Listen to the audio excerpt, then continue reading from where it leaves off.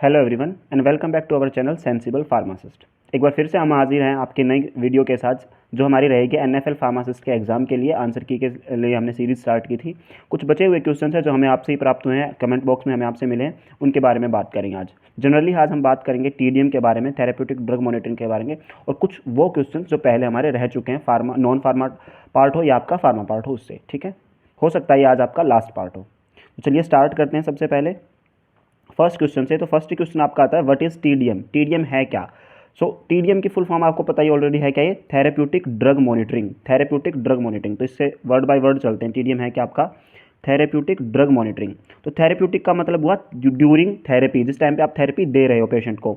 Drug किसके द्वारा दे रहे हो? ड्रग से, तो ड्रग की ही मॉनिटरिंग होगी इसका मतलब। और मॉनिटरिंग करना मतलब कि किसी भी चीज़ को सर्वेलेंस पे करना, उसे वॉच करना, उस पर नज़र रखना। ठीक है, तो थेरेप्यूटिक ड्रग मॉनिटरिंग क्या होगा हमारी? किसी भी ड्रग की थेरेपी के दौरान उसका बॉडी के अंदर क्या इफेक्ट आ रहा है, उसकी कंसंट्रेशन, उसके एलिमिनेशन, उसके एब्जॉर्प्शन, मतलब सारे उसके फार्माकोकाइनेटिक पैरामीटर्स पे नज़र बनाए रखना, वो हमारा क्या कहलाता है? Therapeutic drug monitoring. ठीक है, अब ये क्यों ज़रूरी है? क्यों आपका जो है टीडीएम इतना ज़रूरी है, इसको क्लोजली ऑब्जर्व किया जाता है? क्यों? क्योंकि कुछ ड्रग्स ऐसी होती हैं जिनका थेरेप्यूटिक इंडेक्स बहुत कम होता है, उनके लिए जो है टीडीएम बहुत ज़रूरी होती है। अब बात आती है कि थेरेप्यूटिक इंडेक्स है क्या।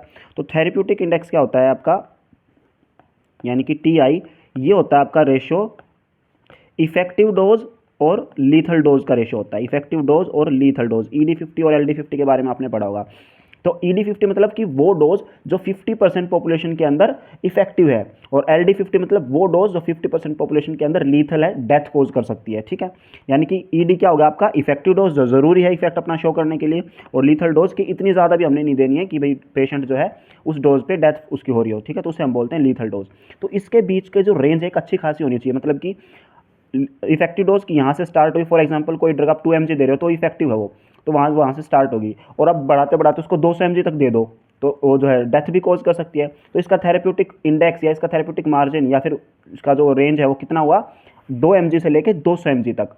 ठीक है, तो इसका अच्छा खासा एक थेरेप्यूटिक इंडेक्स है और इसका एक थेरेप्यूटिक विंडो है। ये जितनी ज़्यादा होगी उतनी अच्छी बात है, लेकिन अगर ये कम हो, इतना हो कि अगर 2 mg दे रहे हो तो इफेक्ट शो कर रही है, लेकिन अगर आपने 5 mg दे दिया तो पेशेंट की डेथ भी हो सकती है। तो जिनका थेरेप्यूटिक मार्जिन बहुत कम होता है, नैरो होता है, उनके लिए टीडीएम यानी कि थेरेप्यूटिक ड्रग मॉनिटरिंग बहुत ज़रूरी है। बॉडी के अंदर उनको चेक करना ज़रूरी है, उसके इफेक्ट को, कैसे कैसे उसके फार्माकोकाइनेटिक इफेक्ट आ रहे हैं। जैसे आपकी अगर सीजर्स के जो ड्रग होते हैं उनके बारे में बात की जाए तो आपकी फेनेटोइन हो गई, ठीक है, फिनोबार्बिटोन हो गया या फिनोबार्बिटल बोलो इसको। ऐसी आपकी हार्ट की जो डिजीज़ होती हैं, कार्डियक ड्रग्स आ गई, उसमें आपकी आ गई लिडोकेन आ गई, डिजोक्सिन हो गई। इनके बारे में, इनका जो सर्वेलेंस है बहुत ज़रूरी है, थेरेप्यूटिक ड्रग मॉनिटरिंग। दूसरा आपका अगर एंटीबायोटिक की बात करें तो एमिकासिन हो गया। तो ये कुछ ऐसी ड्रग्स हैं, आप अलग से इसका एक लिस्ट भी बना सकते हैं कि कौन सी ड्रग है जो टीडीएम के लिए ज़रूरी हैं, जिनको पे नज़र बनाए रखना ज़रूरी है। एम्स फार्मासिस्ट में भी ये क्वेश्चन पूछा गया था कि किस ड्रग के लिए टीडीएम ज़रूरी है, उसमें ऑप्शन था आपका फेनेटोइन। ठीक है, तो टीडीएम एक इंपॉर्टेंट आपका टॉपिक है। ठीक है, तो आप समझ में आ गया कि टीडीएम क्या है। TDM is therapeutic drug monitoring. Move to next question a branch of clinical pharmacy और pharmacology that deals with measurement of medication concentration in blood. ठीक है, टीडीएम ही है वो। कैसे है टीडीएम, क्या कहते हैं अभी टीडीएम कैसे देखा जाता है कि पेशेंट ने जैसे ड्रग ली, अब वो उसकी बॉडी में एब्जॉर्ब होना स्टार्ट होगी और अपने पीक लेवल पे पहुंचेगी, फिर वो धीरे धीरे धीरे धीरे मेटाबोलाइज होकर एलिमिनेट होना स्टार्ट करेगी। तो उसकी बॉडी के अंदर कंसंट्रेशन चेक की जाती है, कैसे? ब्लड एनालिसिस से। ठीक है, ब्लड एनालाइज किया जाता है उसका, तो वही क्या कहलाती है आपकी टीडीएम। तो इसमें बता दिया, देखो ये क्या कह रहा है, measurement of medication concentration in blood. Blood के अंदर ड्रग की क्या कंसंट्रेशन हो, क्या कहलाता है आपका TDM, that is therapeutic drug monitoring. Move to next part. Describe the dosage range between the minimum effective therapeutics concentration of a dose और maximum concentration। यहाँ पे maximum toxic concentration आएगा यहाँ पे। ठीक है, यानी कि मिनिमम इफेक्टिव और मैक्सिमम टॉक्सिक, यानी कि वो कम से कम डोज जो इफेक्टिव तो हो, एटलीस्ट इतनी कम हो, इतनी ज़्यादा भी कम नहीं करने कि उसका असर आना ही बंद हो जाए। ठीक है, तो मिनिमम डोज लेकिन जो इफेक्टिव हो, और वो मैक्सिमम डोज की उसके बाद अगर हमने दी तो टॉक्सिक हो जाएगी हमारी बॉडी के लिए। तो इसके बीच की रेंज को हम क्या कहते हैं? Therapeutic window. की ये वो रेंज है जहाँ पे वो अपनी थेरेप्यूटिक इफेक्ट जो कोई भी ड्रग शो करती है।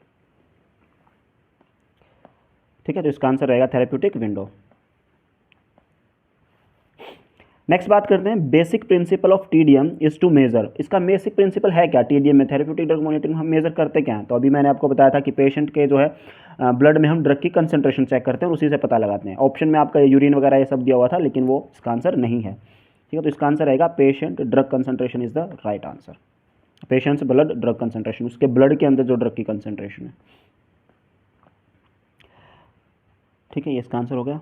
नेक्स्ट क्वेश्चन आपका full form of MIC। MIC की फुल फॉर्म क्या है? तो ये तो डायरेक्ट क्वेश्चन आपका पूछा गया आपका माइक्रोबायोलॉजी से, तो that is minimum inhibitory concentration, यानी कि किसी भी ड्रग की वो कंसंट्रेशन या यूँ कहो किसी भी एंटीबायोटिक की वो कंसंट्रेशन जो आपकी बॉडी के अंदर जो भी बैक्टीरिया है या फंगाई है, फंगस है, जो भी है, उसकी ग्रोथ को इनहिबिट कर दे, यानी कि वो मिनिमम कंसंट्रेशन की वो जो है बैक्टीरिया की ग्रोथ को कम कर दे या बंद कर दे, तो उसे हम क्या कहेंगे?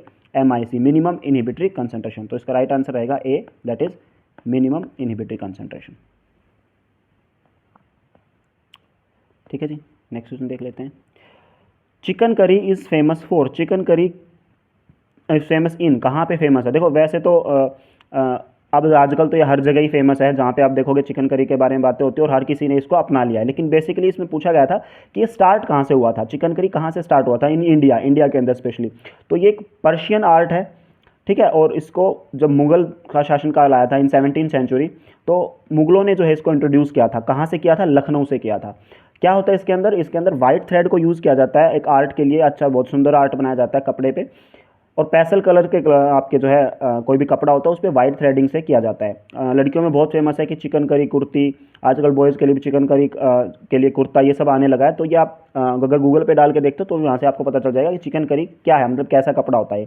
तो इसको जो मुगलों ने ईजाद किया था, कहाँ किया था? लखनऊ से। इसको जब मुगल शासनकाल चल रहा था इंडिया के अंदर, वहाँ लखनऊ में इसको इंट्रोड्यूस किया गया था। ठीक है, chicken curry is famous in Lucknow, origin इसका यहीं से होता है in India. Who discover civilization of Mohenjodaro, इसके बारे में कौन नहीं जानता है? मोहनजोदड़ो, सिंधु घाटी की सभ्यता, इसके बारे में हम सब ने पढ़ा, इतिहास में पढ़ते आए हम 10th क्लास तक सब लोग। तो RD बैनर्जी जो थे, इन्होंने इसको डिस्कवर किया था 1921 के अंदर। 1921 के अंदर जो है सिंधु घाटी की सभ्यता की स्टार्ट हुई थी, सिंधु घाटी के लिए जो खुदाई स्टार्ट हुई थी। सिंधु अब जो है पाकिस्तान में पड़ता है ये पार्ट, वहाँ पे एक सिविलाइजेशन पहले रह चुका है जो कि उसके एक एग्जिस्टेंस थी, अब वहाँ पे नहीं मिलती है। ठीक है, मोहनजोदारो जो नाम आया है ये इसका मतलब होता है, इसका मतलब होता है पाइल्स ऑफ डेड बॉडीज। ठीक है, पाइल्स ऑफ डेड बॉडीज, अगर सिंधी भाषा में देखा जाए मोहनजोदारो का मतलब होता है शवों का टीला, एक तरीके से हिंदी में अगर आप बात करें तो हम कह सकते हैं पाइल्स ऑफ डेड बॉडीज। तो इसलिए वहाँ पे कुछ बहुत सारी डेड बॉडीज मिली थी, तो उसके बेसिस पे इसका नाम दिया गया था मोहनजोदारो। सिर्फ डेड बॉडी ही नहीं थी वहाँ पे बहुत सारी इमारतें थी, बहुत सारे बर्तन भी थे, खुदाई की चीज़ें थी, कुदाल थी, बहुत सारी, मतलब जो भी एक किसी भी सिविलाइजेशन के लिए ज़रूरी होता है उस टाइम पे जो ज़रूरी रही होंगी वो सारी ज़रूरत की चीज़ें मिली है। और ये बहुत बड़ी डिस्कवरी थी, बहुत बड़ी सभ्यता मानी गई थी उस टाइम पे। ऑलमोस्ट 75% डिस्कवरी उस जो एरिया की हो चुकी थी, उसके बाद इसे बंद कर दिया गया। तो इसके बारे में पढ़ना क्या है, इंटरेस्टिंग चीज़ है और इतिहास से रिलेटेड है, आपकी हिस्ट्री से। तो इसका आंसर रहेगा RD बैनर्जी ने तो क्या किया था, इसको डिस्कवर किया था 1921 के अंदर। ठीक है, तो who discover the civilization, that is RD Banerjee. तो ये थे आपके कुछ क्वेश्चंस। अगर फिर भी अगर आपको अब भी लगता है कि कुछ ना कुछ ऐसा रह गया जो अनडिस्कस रह गया या हमने आंसर किया आपको शो नहीं किया, तो आप अपने क्वेश्चन जो है कमेंट बॉक्स में हमसे पूछ सकते हैं या अपनी सजेशंस दे सकते हैं, अपनी राय दे सकते हैं। अब तक आपने सभी वीडियोज़ को बहुत सारा प्यार दिया है, हम उम्मीद करते हैं कि आप हमारी इस वीडियो को भी उतना ही प्यार देंगे, भले ही हमारी लास्ट वीडियो हो रिगार्डिंग NFL आंसर की। और कुछ पोर्शन जैसे आपके ब्लड रिलेशन के क्वेश्चन हैं वो अभी इतना आप लोगों सबके सही हैं लगभग। वो रीजनिंग के जो क्वेश्चन है, जैसे एक भाषा में इसको किसी चीज़ को ये कोड किया गया है तो उसी भाषा में इस शब्द को हम क्या बोलेंगे, इस टाइप के क्वेश्चन लगभग सबके सही हैं। तो उनकी मुझे लगता नहीं आंसर की बनाने की ज़रूरत है, वो एग्जैक्ट किसी को याद भी नहीं है क्वेश्चन। दूसरा, मैथ के कुछ क्वेश्चन थे, 2-3 क्वेश्चन ऐसे थे मैथ के जो बोर्ड मास फॉर्मूला के ऊपर बेस है, कोका भागु योग के ऊपर बेस थे, डायरेक्ट क्वेश्चन थे वो भी, लेकिन अब वो एग्जैक्ट इक्वेशंस किसी को याद नहीं है। अगर आपको याद है तो आप कमेंट बॉक्स में हमसे पूछ सकते हैं, उसका आंसर हम आपको कमेंट बॉक्स में ही देंगे। वीडियो में अंत तक बने रहने के लिए आपका बहुत बहुत धन्यवाद। Thank you so much.